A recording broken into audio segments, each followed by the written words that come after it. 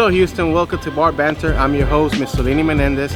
In tonight's episode, we're going to be at Ron's Pub, one of my favorite drinking establishments. The place has been here since the 1990s, and we're going to be talking to some people about politics, religion, education, and different other topics that are very important in today's society. So, vamos a darle.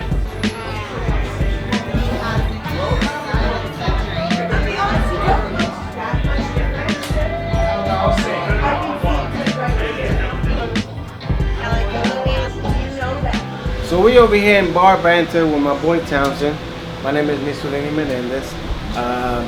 Right now we wanted to get some ideas of what Townsend's been thinking. I think every time I come over here, he's a very interesting person. And how you doing tonight, man? I'm pretty good, man. You all right? Man, I'm good, man. I'm good, man. How you feeling? I'm good. We got Genevieve over there in the corner. Oh, Genevieve. That's Genevieve over there. Oh, yeah. That's Genevieve. Thank you for not filming me. Oh, yeah. Genevieve's cool as hell. Oh, shit. Well, Townsend, there's a lot of things going on right now in the world, man. You know, first thing I wanted to ask you, man, you watch news? You watch politics? I try not to, but I do. Try not to? Okay. What do you think? Where's I love. There you go. I love. I will totally. No. That's a beautiful shot. That's a beautiful shot. Right? That's what I'm talking about. So, yeah, I try not to watch the news, but I try to keep myself updated. Why don't you watch the news? Because it's full of bullshit. You think it's full of bullshit? Every network you watch, it's just sensationalism and, you know, it's just the story of the day. Do you think it's fake news? I don't want to say it's fake news, but a lot of people don't know how to discern what's real and what's not. So how would you tell people nowadays, like, how do you digest the news? You can't tell anyone how to digest the news. It's for how you take it. Okay. And how you digest it. I can't. It's just what the news does. They give you a story and certain talking points, and they expect you to go by what their word. You know what I mean? Right. So if I was to tell someone how to digest, they'll be going by my word. Right. You know what I mean? To each his own. You have to digest the news how you choose. You have kids? No. No. So let's say I was a younger kid right now, and I went up to you and said, Townsend, you know, like, hey, I want to learn more about the news. I want to know how this news are either fake or they're real. I mean, what kind of advice would you give me? I would say use your own common sense. Okay.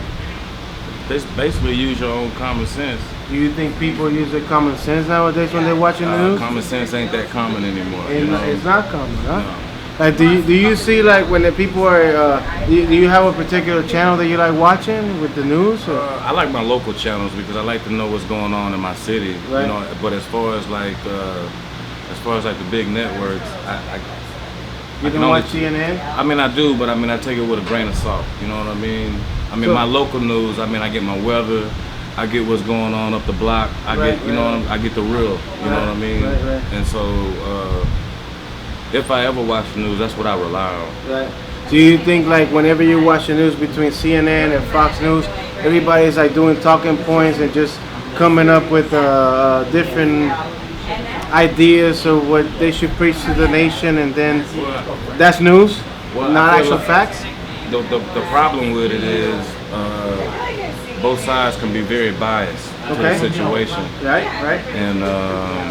And that's when I'm saying you have to use a harder discernment. I watch Fox every now and then just to see what they're saying, you know what I mean? Right. And compare it to what's going on CNN and formulate my own opinion. Okay. But I feel like they're all one and the same. Well, that's a very smart idea, you know, but the news are kind of like biased nowadays. You know, it's either too right or too left, right? Would you agree?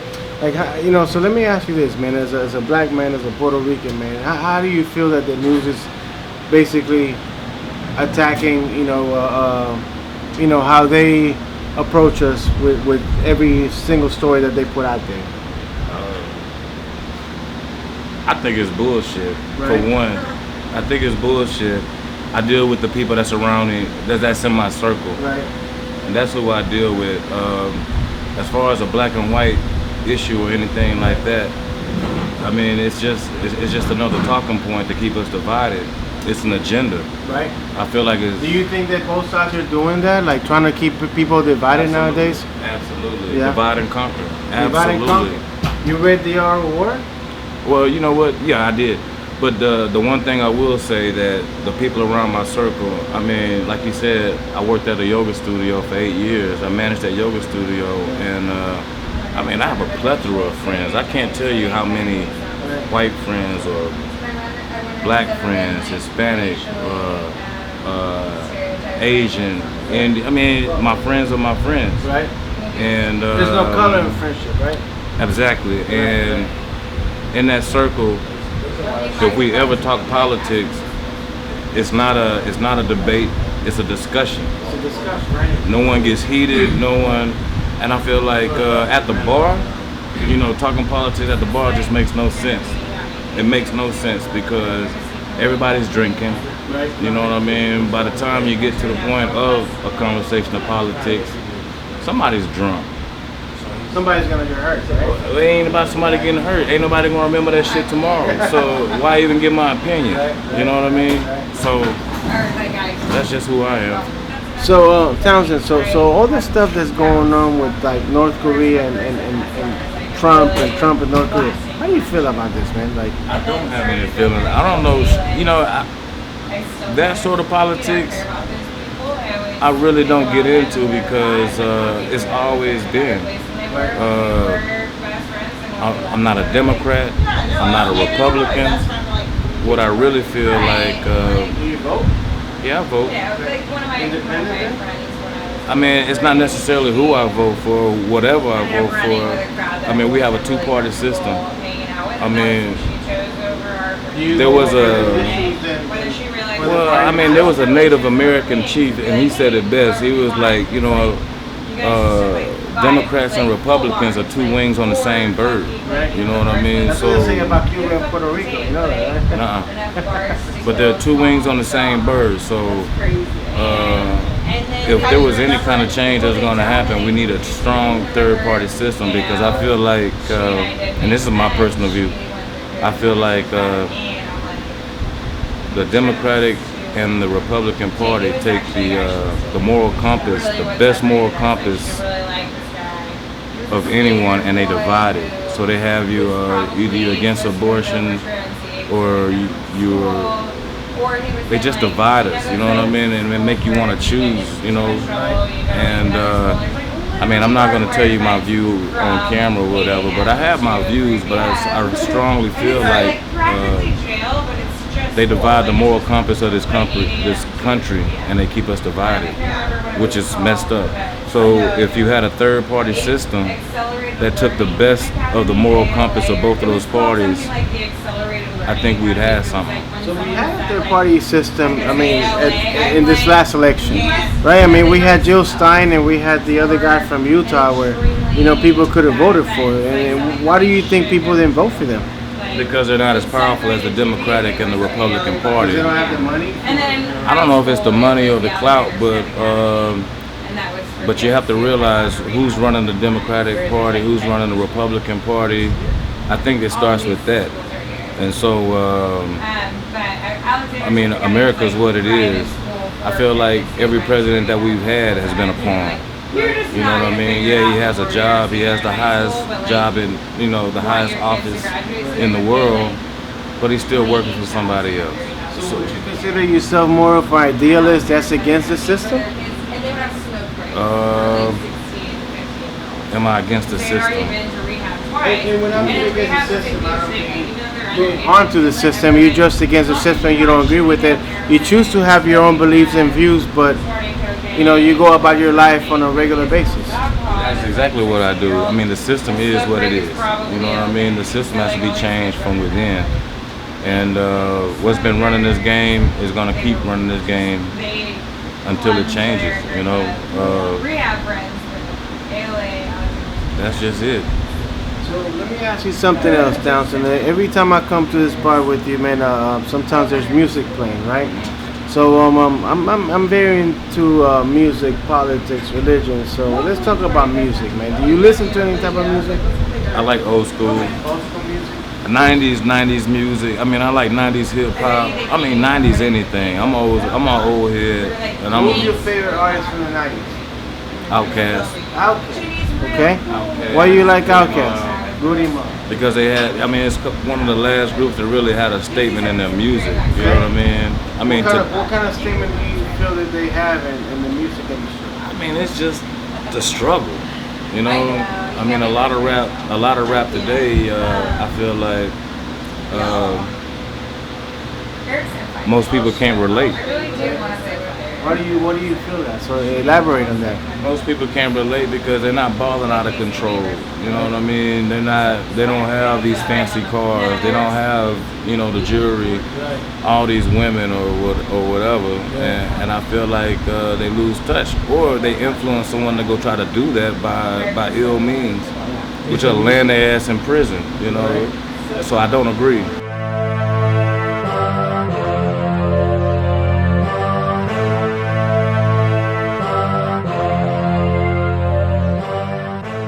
So I'm over here with Sylvia, the bar Banter. Sylvia, how are you tonight? I'm good. Good, really good. Sylvia is a Art teacher. art teacher at a high school, middle school, elementary school? Elementary. Elementary school. And we were talking to Sylvia earlier about pretty much everything that's going on in the world. So Sylvia and I were talking about school shootings, right? How do you feel about it's not a subject to laugh at, but how do you feel about school shootings? Well, As a school teacher. well, the problem is that it's not necessarily the school shootings. It's the disconnect that kids are having about the seriousness and the effects of what it's doing by doing shootings. You have to understand that we have children that are developing at a young age that they have they don't understand the consequences behind they picking up a gun and actually killing somebody, this is the saddest part about it, because they see a gun, they pick it up, they get mad at some kids, and they're gonna shoot them. It's not like a video game, which I believe that it's pretty much in their minds like that. Sad to say, look at it. 25 years ago, we did not have this. People had guns all the time. They went with their families to go shoot a deer, or a pig, or a turkey. And that was cool. And it was no problem. Now, they're taking the guns in the schools and shooting each other. There's a lot going on there, and I may not be able to explain all of it, because I'm not every child, and I'm not every parent. All I know, I'm not every child, not every parent. However, I do know that there is a cross between the technology that we've ensued upon our generations for the last since the Gen X, Gen Y, and millennials, and the Me Too, whatever you want to say. It's hard to really say, because we're too busy as parents going to work, working to try to take care of our families. Yes, kids watch internet and watch video games and do that, but and a lot of times we don't think second thoughts of how that's affecting our kids. I've been a teacher, and teachers go to school to learn about psychology of how to teach children. But parents don't realize that, and neither do children. Children don't understand the dynamics of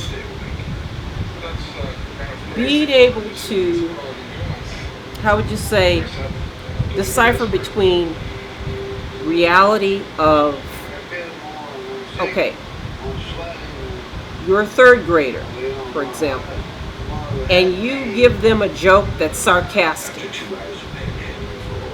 Are they going to really take that as understand that? Well, not necessarily. No, not necessarily. And most people don't know, Sylvia. So let's take it back a bit. So how long have you been teaching? 12 years. 12 years. Okay, so you're from Chicago originally.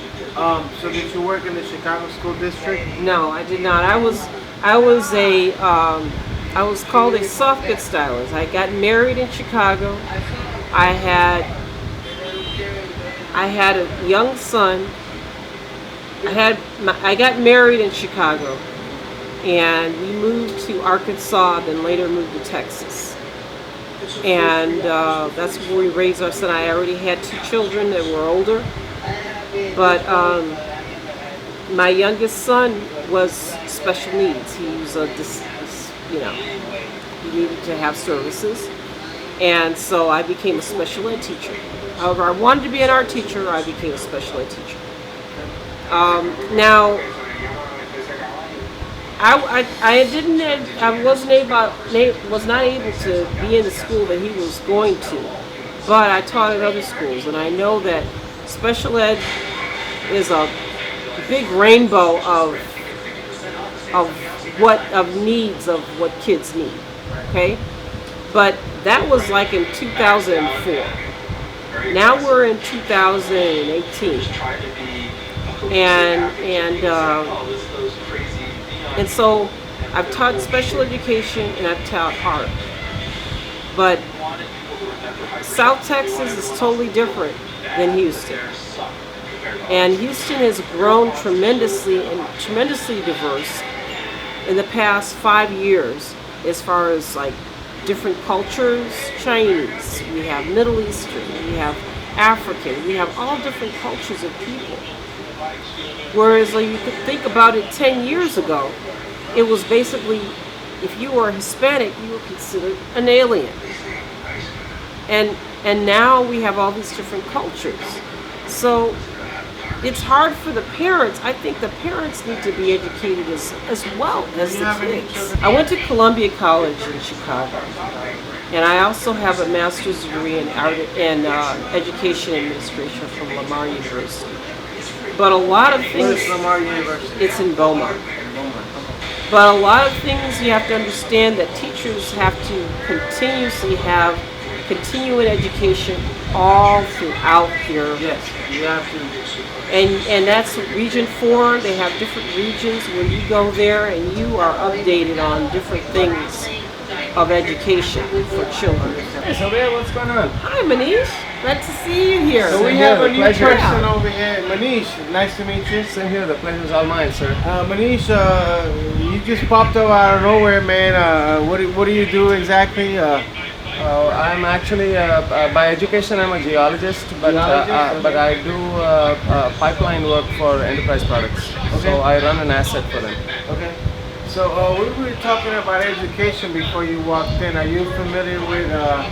Can you provide us with any insight as to the education right now in the United States? Yes, I can. Actually, because when I was in my downturn, when the economy was down, I was a tutor, and I learned something when I was tutoring physics and math. But what I realized was that what we are teaching are just the rules of education. We are not actually making children think. And what I would like to do is that actually I want children to think on their own. I want them to think outside the box to begin with. I want them to create the new rules of physics and not follow what is there today. Because if status quo exists, there is no innovation. So have you thought about perhaps going from the private industry into the teaching industry? Yes, that is one of my passions. So yes, education is my passion. I want to teach. I want to go back and really make that difference happen with those youngsters that we see. And that's what I was trying to do when I was tutoring. And it's amazing to see as to those smart children right there, but they are not able to think outside. You give them one equation, they just follow the line and toe the line. But what if you change the equation, change the parameters, and then what happens? So let me question you a little bit, because a lot of people that come from the private industry, I would imagine in the private sector you're making a lot more money than a teacher would. What would be a motivation or an incentive that would provoke you from leaving the private sector and going into the public school system and teach kids?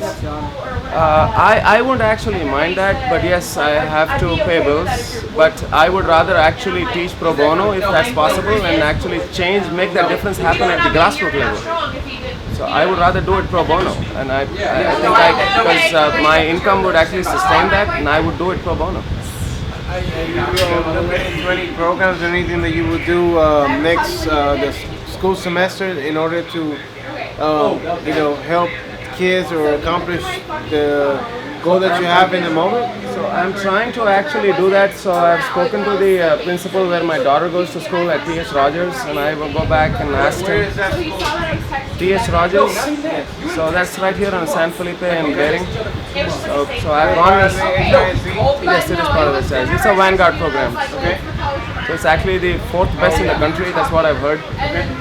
So I have gone and spoken to the principal. I said that okay, fine, this is what it is, because I'm a geologist, I'm a GIS professional. I would rather actually have those young kids see this on a different platform and excite them on seeing maps and how maps can be beautiful, and how you can make those. How do you actually go back and say that Google give me directions from here to here?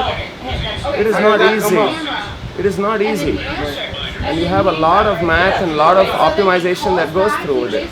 So how do you excite a child, go back and say that, okay, fine, go from here to your mom's place. So then how do you excite them?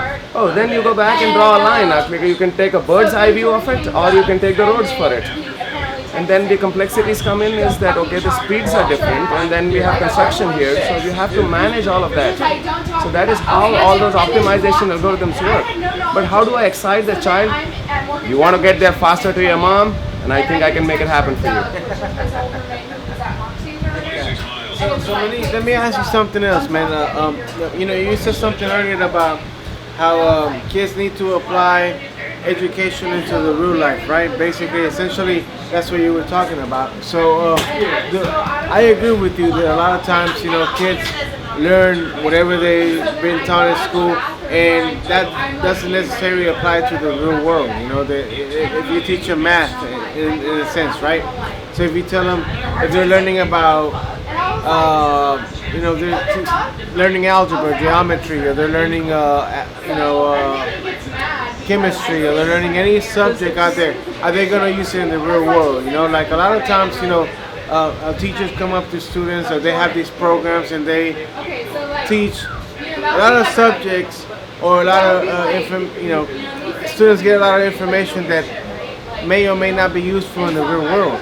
How do you feel about what you will bring to the table as a teacher, as a Your question is actually two-folded. Yes. So your question is two-folded. One is actually how the education system here is, and then what is the application of it. So everybody goes back and says that, okay, fine, force is equal to m into a. That works. But then you have to go back and explain as to why the force is m into a. A lot of times, what is lacking is that they don't explain why force is m into a. That is one part. That is one part. The second part of it is that how do you apply that equation to your real life? You can go back and pick up a glass like this and say that, okay, this is my force applied, this is the mass applied, and you can go back and explain it that way. But to a youngster there, you have to go back and explain it that, okay, when you go back and go back and say that, okay, fine, I'm going to take a striker and I will do this, or throw a dart, or go play pool. It's a lot of physics involved in that. And that is the application of how and why it is important. This is what we were getting at. Like, how are those concepts that gonna be able to be useful for these kids nowadays, for them to use them?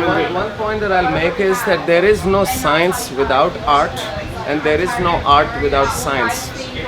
Studying science is an art. You have to understand the art in that science. And science is very visual. It's all very graphic. You see it. Yeah. So it's an art. You cannot just go back and just say that, okay, fine, I'm going to just, if I want to move this glass from here to here, I just go and push it. No, I have to move it. But you have to understand too. So the point is that you have to really understand the concept of it. Okay, let me ask a very hypothetical question. Why are we all similar? We all have a nose, two eyes, this face, and everything. So why are we all pretty? We are all pretty. We are all pretty, right? You don't have an eye up here now. So we say that the beauty lies in the beholder's eye. It's a philosophical point, but there is a scientific basis to it. There's something which is called as a golden ratio. There's a golden ratio. Your dimensions are from here to here, to here to here, and the nose and this. Your dimensions, her dimensions, and my dimensions are exactly the same. So that's what is called as the golden ratio. So we are not different. They're the same. It's all a proportion equal to your face to everyone else's face. Is that something that's unknown rule? Oh yeah. No, it's not unknown. It's a known rule. So let's say that. I don't know much about science, but I want to get into it. Now I'll go back and put the golden ratio onto paintings of Rembrandt and Titian. If you look at the women that Rembrandt and Titian drew, even Da Vinci, all those paintings are based on the golden ratio. So what about all the other ancestors that were here before us, based on evolution? Would they have the same ratio? They were exactly similar. The ratio did not change. Even You can measure a cockroach. It will still be the I'm same. talking about our past ancestors, like anybody that was Neanderthals You or can take Neanderthals and you can take that. Yes, the proportion did not change. Even in that, they did not change. Even when you look at the chimpanzees today or monkeys today, the the ratio did not change. Even if you look at a seashell, when you go back and see that spiral, the rate at which it grows on the golden ratio.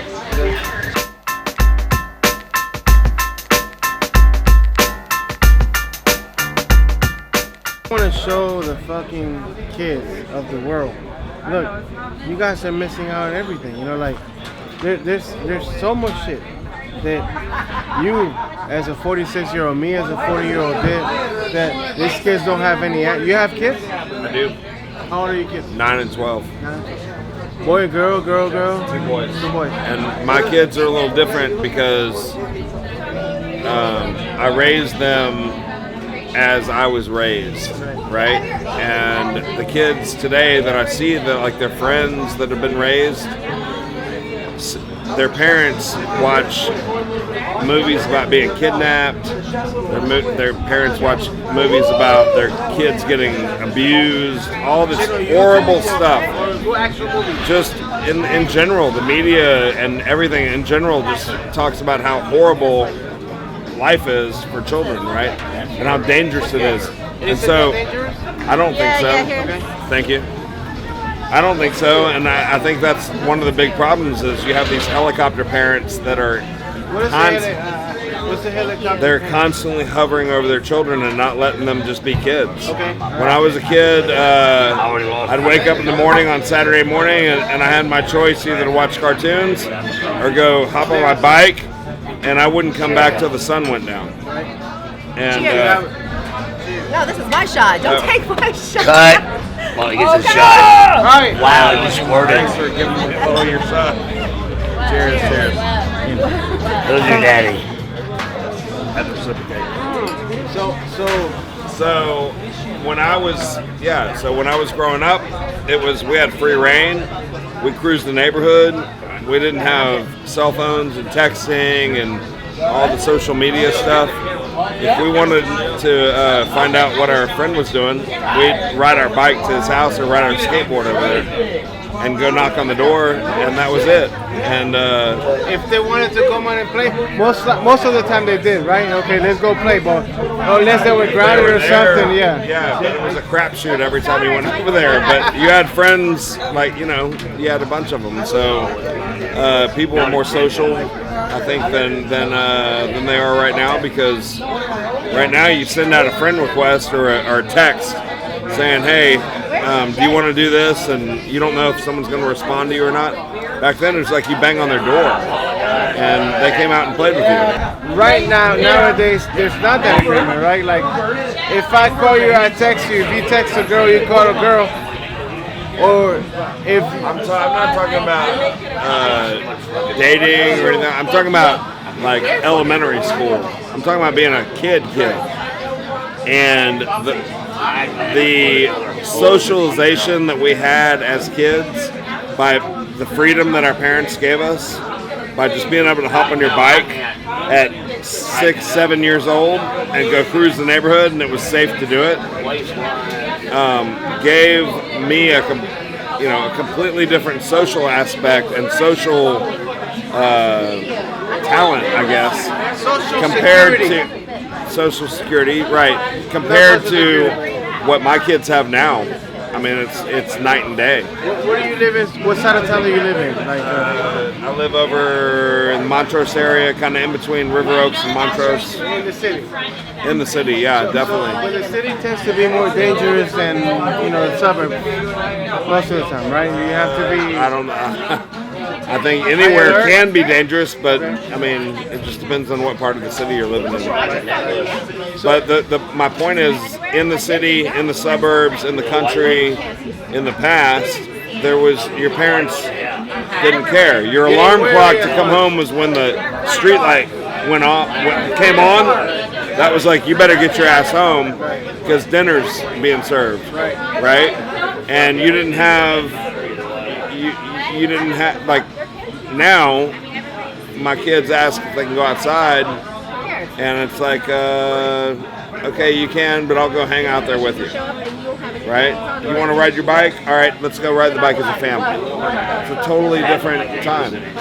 Do you think that a lot of parents nowadays are not spending enough time with their children that were you describing, or compared to what kids used to be back in the day, where we didn't have to spend enough time with them, they didn't spend enough time with us, where they could be on their own and do their things, and there was no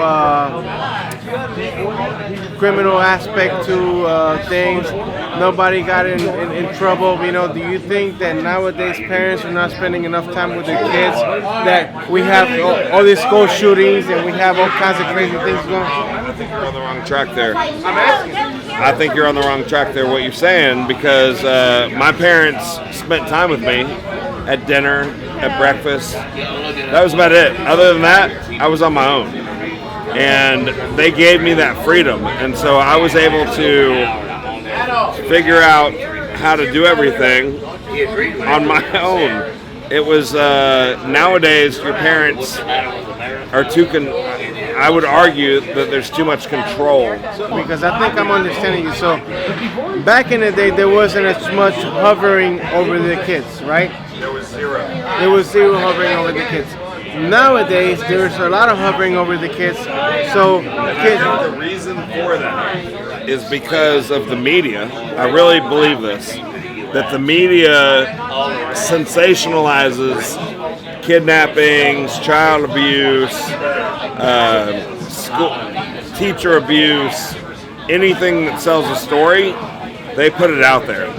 And of course, as parents, you see that and you read about it, or you see it on YouTube or whatever now, and you don't want your child associated with that. And I don't know what the numbers are, but I would be willing to bet the odds of something happening to your child is very, very, very, very small compared to if you were to do a poll and ask every parent in this bar or in the city if they thought something may happen to their child versus what actually happens to children, I think it would be way off. The odds used to be lesser back then. No.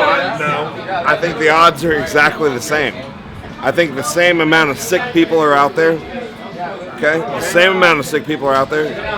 But the difference is when I was growing up in the 70s and the 80s, in the 60s, there wasn't the news coverage about glamorized. it. There weren't movies about it. It's been totally glamorized. Right. That's how they sell. It's like That's how they these sell damn shooters. movies. And so, I think that the craziness in America is about the same.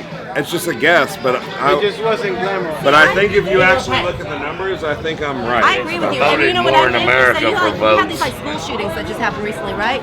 So my nieces. I think school shootings are probably way up. But here's But the thing. The reason they've why been is people want to sensationalized. yes, and if they would just, instead of giving these kids a name on the news, if they would give them a number, show their face, and tag them with a number, Yeah. where they can't be glamorized, they'd stop this shit. Because that's Or- what they want. They want or- that thing. Like, no, listen, yes. And they I'm give going them- to tell they you give them something. My fame. nieces today, there was a active shooting in Noblesville, Indiana. In Noblesville, Indiana today. My nieces go to school there. There was an active shooter in school there today. But these kids want to be glamorized. Fuck that shit. Don't glamorize them. Give them a fucking number. Don't give them a name. Show their face. If you don't know them, they're show a their number. face fuzzed out. They're Show a their number. face fuzzed out, This will stop. and this is number 68 of Yeah, the you school want to be. shootings. They just want to be glamorized. They don't Absolutely, care they're and taken out. not They just only want to be that, glamorized. not only that, but I would report it locally to the local people, but I wouldn't make it national news, because what that does is it tells other children, because every child now that's another difference from when I grew up. When I grew up, we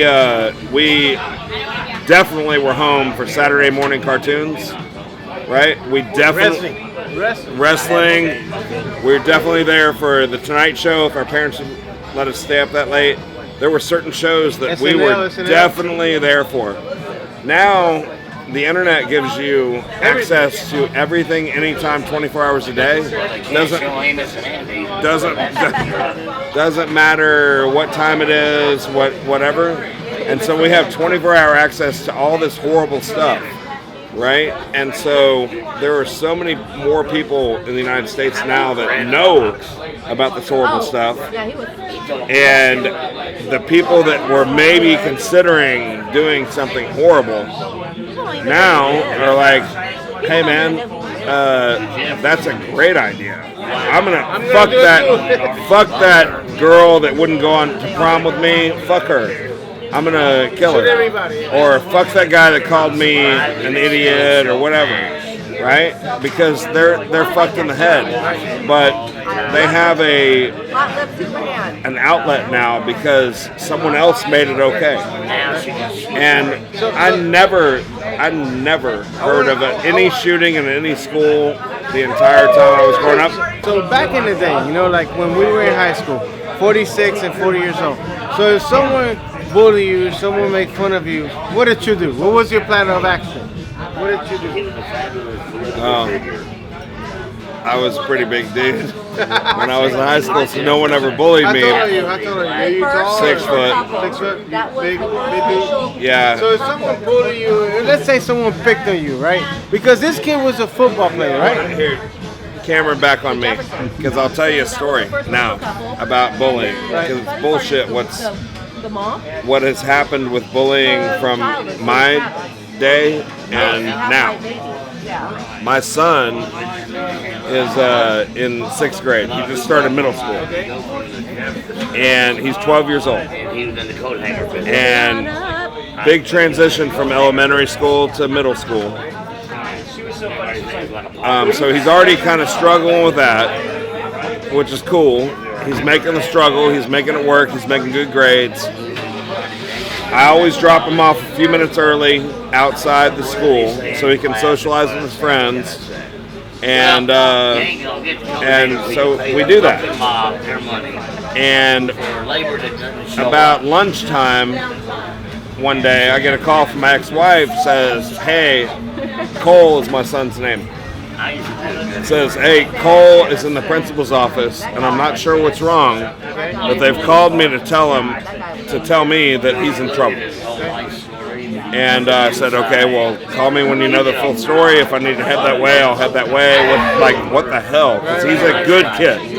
He's a Boy Scout. He's like this. He's a good kid. And so, come to find out the whole story. from the principal. And the story was that my son and 2 other boys were messing around outside. Now they're in 6th grade. They're 12 years old. Okay, 11 and 12 years old. They're messing around outside the front of the school, and they're playing hits. And I'm sure you used to play hits with somebody where you hit the arm until someone gives up. Someone says "uncle," right? Someone, you know what I'm talking about. They're playing hits, and my son said, "Hey, I'm good, uncle." Right? Whatever he said, he's done. The kid that he was playing with was like, "Okay," and now he's not done. So, or he said, "I'm done." I'm like, my son thinks it's all over. Is there a crowd watching? There's people around. Okay. But that makes a difference, right? Sort of, but let me finish the story. So my son thinks it's over with because he tells him he's done, and the kid walks off. Now the kid all of a sudden decides he's not done anymore, walks up behind my son and kicks him in the nuts from behind. So does one of these, right, to his nuts, to his 12-year-old nuts. First time he's ever been kicked in the nuts in his life, I think. And so my son drops to the ground. While he's on the ground, another kid comes over to him and says, "Are you going to get up, you fucking pussy? You're not going to do anything about this, you fucking pussy?" At 12 years old in 6th grade. These are all 6th graders. And the kid gets right in my son's face while he's on the ground, and he starts pointing his face. "You're not going to do nothing, you pussy." The kid that didn't kick him. And so my son pops up, and when he popped up, he decks that kid. Okay? And he now falls to the ground. And then the teacher sees my son hit the other kid. Now your son is in trouble. Now my son's in big trouble. He almost got expelled for it. Wow. Private school and public school? Public school, HISD. And so that's when the principal was like, he can't do that. That kid didn't touch him.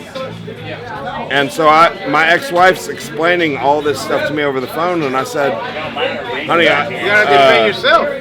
I don't know what he did. What did he do wrong? You're on the ground, they're kicking you. Right. And what he did wrong was that kid didn't actually physically touch him. And there's technicalities. Oh my God. And so I said, "Okay, well, there's not a jury in America that would agree that my son messed up there because he's defending himself. I mean, if you're in a fight and one guy kicks you and knocks you down, and another guy comes and gets in your face, you're going to defend yourself. Absolutely. This day and age, though, at least in HISD, and I'm imagining in all school districts, bullying and assault and all that stuff, even though he didn't start any of it. In fact, he tried to end it when they were messing around, and he said, "I'm done." He almost got expelled for it. And so that's another. It's a core law. Core law in the school district nowadays. So, hey, you don't get hit, you don't attack, right? But he got attacked verbally. So, look, if somebody call you a pussy, or something, you have to because if not, all the other kids are gonna pick on you, right? For the rest of the year or forever. Forever until you. Or forever. And then guess what happens? Guess what happens then? Yeah. Then you go home and you cry yourself to sleep on your pillow, and you have nothing. You have no friends, and every kid that goes out and shoots the classroom up. Sorry, you know what I mean. That's exactly my point. And you have no way to relieve that issue that you should have never been involved with, but you're not allowed to finish what was supposed to happen. And so once you get into 13, 14, 15 years old, you realize you can go buy a gun. Boom, boom, boom, boom, boom. Hello? I mean, people, we have how mass shootings start. Right here. I mean, it doesn't take a fucking rocket scientist or brain surgeon to figure that one out. But back in the day, when I grew up, when you grew up, you handled your shit. If someone called you a pussy when you were on the ground for not standing up, either you didn't stand up and you were just a pussy, or you stood up like my son did and he popped that motherfucker in his mouth and ended it. And guess what? By the way, my son and that guy that called him a pussy are friends. Just like it happened to you. Just like, and that's life. And that's part of being a guy. Being a kid. And being a kid and making mistakes and learning from your mistakes. Kids are being hovered on. They're being sheltered. Now, do you think, I always thought about this when I was a kid. So sometimes, at times, your arch nemesis in school became your best friend because they taught you something that you did not know. One of my best friends. Usually, if someone, your arch nemesis, if they, let's say that you got in a fight, okay? I don't know what you mean by arch nemesis, other than, let's say you guys actually fought. A kid in school that doesn't play to your play. Okay. Usually, or at least my experience was, as soon as you call his ass out, or he calls you out, and once you guys actually have a confrontation, that's it. You became friends?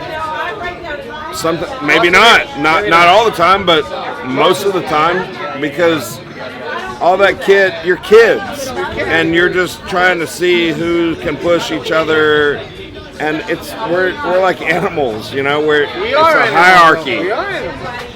And our brains work the same way, and so when you try and put chimpanzees, right? When you try and put our brains in an enclosure and not allow us to develop like that, then we're screwed.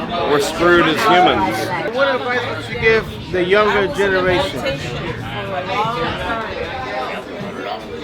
One advice. One word, one sentence.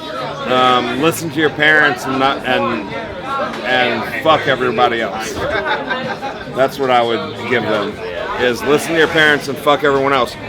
Don't listen to the people in school that are telling you this and that, and don't listen to all those people because they're on a program that's like government run, right? And not that I'm like this psycho anti-government person. But do you think teachers are on a program nowadays where they're programmed to teach kids, let's do this, let's do that, don't do this, don't do that, and everything else, if it's not within the program?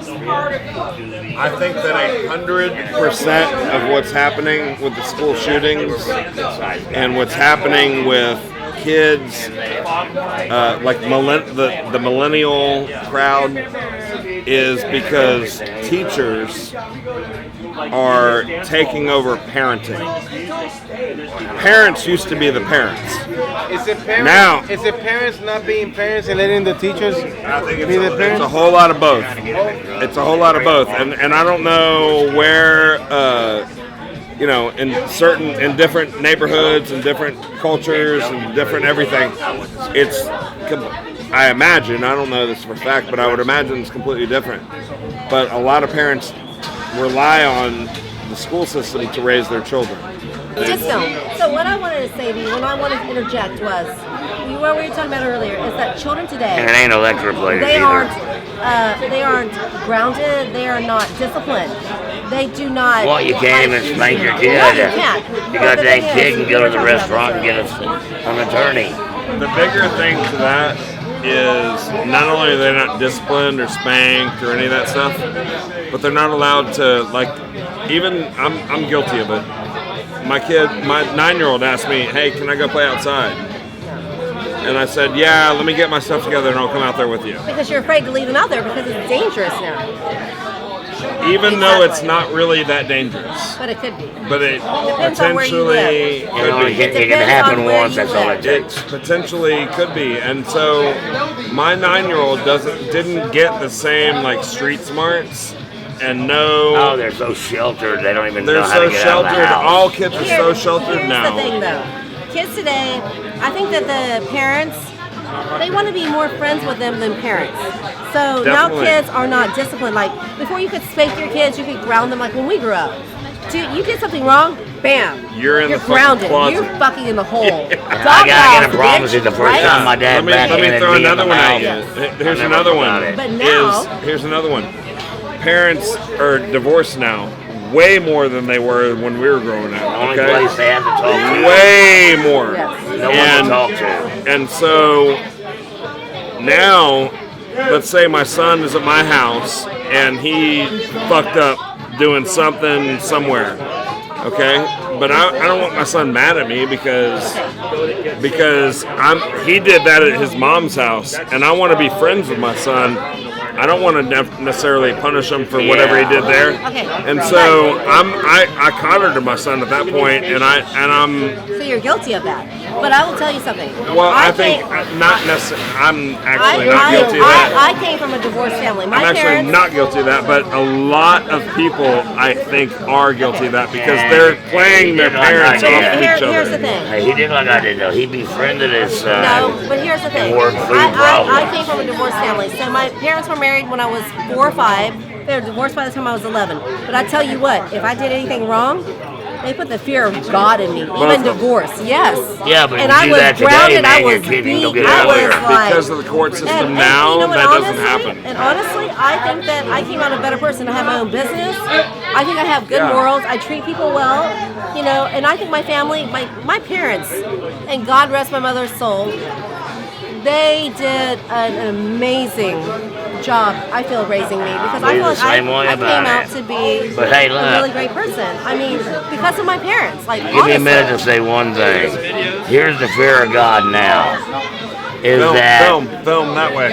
Here's the fear of God now. You spank your child at your house one day, Oh, and the next thing you know, the school board wants to talk to you. You're the son of a bitch that's in major trouble. Your kid's got the clout with the lawyers yeah. and But when everybody. I was a kid, my And dad you're beat my fucked. ass with a belt. My mom would come with a wooden spoon. Put your hands out. If I pull back, two And more. you didn't fuck up because you Nope. knew that if you did, Yep. that wooden spoon was coming out again. Yeah, Yeah. by the way, you Done. swallow My a dad had switch, go Mr. get B. one. Mr. B, and guess what? Mr. America, guess what, America? Mr. B. Done. Another Like, seriously, groundbreaker. My mom would like, Uh, Michelle, put your hands My up. dad would pop And if I would his pull my belt. hands back, I would get two. Okay, like he would put it in My he would dad tie would it take together his belt and and pow, California was and it made that nuts. snap sound. He never hit me with it one time ever, but I was deathly But I'm gonna afraid of tell that you thing. And guess who else is deathly afraid of Mr. B?